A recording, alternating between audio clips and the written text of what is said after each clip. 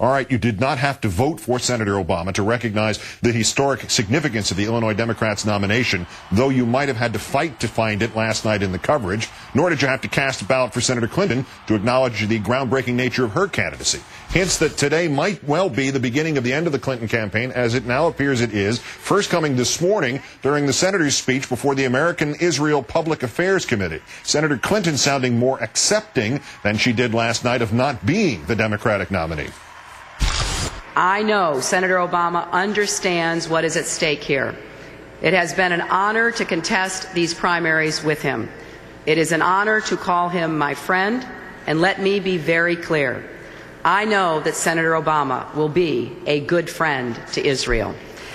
And Senator Obama giving his own speech to AIPAC this morning in a bid to shore up support among Jewish voters. Earlier tonight, in an interview with my colleague Brian Williams, Senator Obama addressing how he plans to win back those and other Clinton supporters now threatening to vote for the Republican John McCain.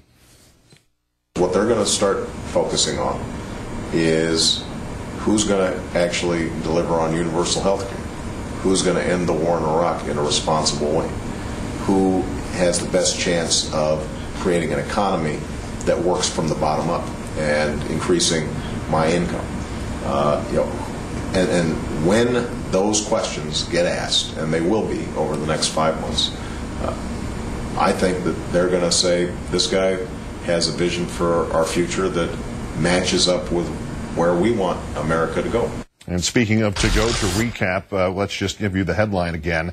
Howard Fineman adding to our understanding of what happened here. 8 senators gathered by Clinton advisors in a phone conference sometime today, among them Mikulski, Nelson, and Schumer, some of Senator Clinton's biggest supporters, telling her, you better get out. We have to get out. We're going to go. This after, as Andrew Mitchell reported, 23 congressional figures told Senator Clinton that she needed to release them from their support and that it was inappropriate for her to continue her race. So apparently what we're hearing now is there'll be some sort of event on Friday, probably in New York. The New York Times says this will include an endorsement of Senator Obama, whether it's a suspension or a discontinuation outright of the Clinton campaign remains to be seen. But this apparently is it. Time now, as you already saw, to call in our own Eugene Robinson, associate editor and columnist of the Washington Post. Gene, good evening. Good evening, Keith. All right, so we have another historic moment in the history of this country.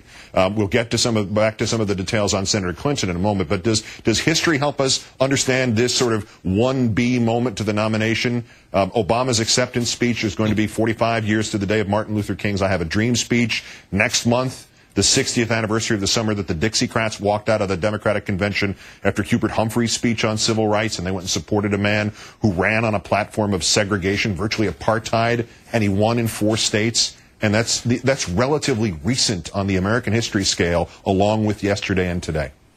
Well, Keith, you know, I'm not a spring chicken, but I'm not ancient either. And within my memory, I remember a time when I was growing up in South Carolina where people whose skin looked like mine and Barack Obama's were, you know, just trying to be able to vote for anything, much less vote for president. And the idea that Barack Obama, a man of African descent, can run as the Democratic Party candidate for president is truly a historic moment, and it's you know, let's just take one moment to kind of think about that before we get back into talking about politics, which is important and interesting and we need to talk about. But man, 389 years ago, the first men and women of African descent were brought to these shores forcibly to what was then the Virginia colony. We've been through slavery, we've been through abolition, we've been through the Civil War, through Reconstruction, Jim Crow, the Great Migration, the Civil Rights Movement. And this is one of those moments that I think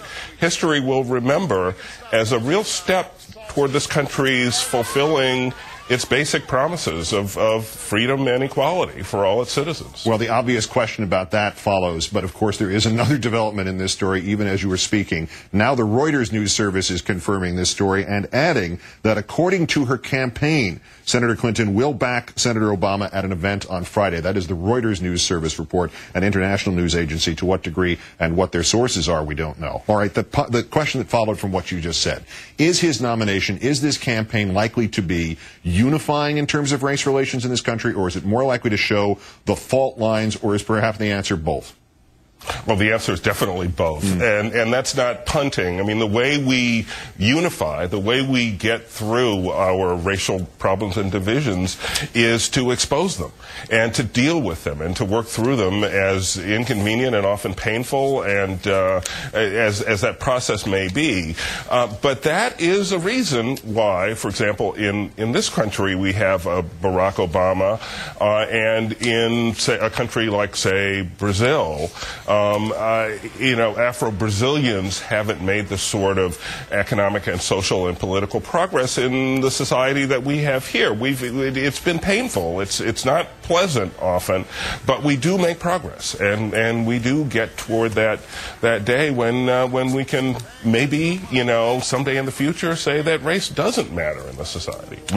Maybe. All right, one question about these developments tonight.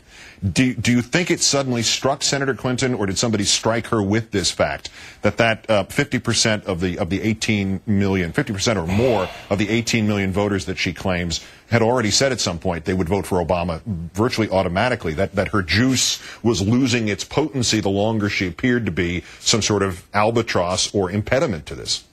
Right. Last night we all watched Senator Clinton's speech and scratched our heads a bit. I mean, because she was essentially saying, I have this asset, these 18 million voters, but it was a depreciating asset from the beginning, because it's like, you drive a car off the lot and immediately it's worth thousands of dollars less than you paid for it. I think it is perhaps the case that the rapidity of the depreciation must have been somewhat stunning. Gene Robinson of the Washington Post and MSNBC, and part, we're proud to say, of our coverage last night that we just found out made this one the third highest rated network in all of cable television. That's all you, Gene. I have no doubt about it. Thank you. Thanks, Keith.